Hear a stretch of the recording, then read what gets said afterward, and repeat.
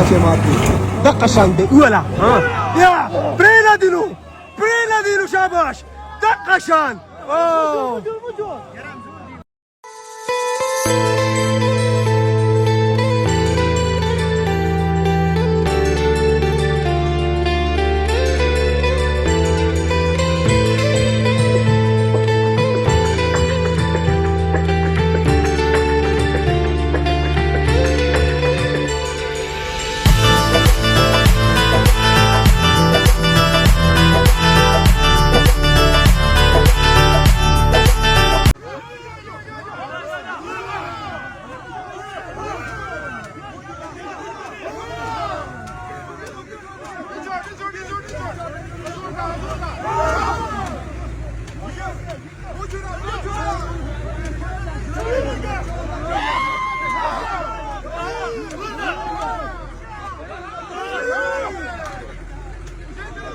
अस्सलाम वालेकुम दोस्तों, आज है 3 अप्रैल 2026 और ये आप देख सकते हैं मॉडर्न झील पर हैवी स्नोफॉल हो रही है। काफ़ी तादाद में टूरिस्ट हज़रात आए हुए हैं और 4x4 जीपें जो है मॉडर्न झील पर पहुंच चुकी हैं।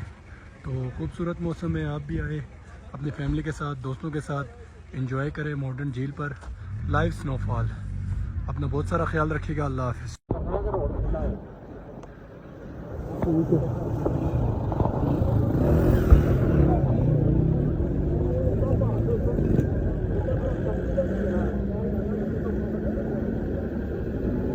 Aí, Bruno,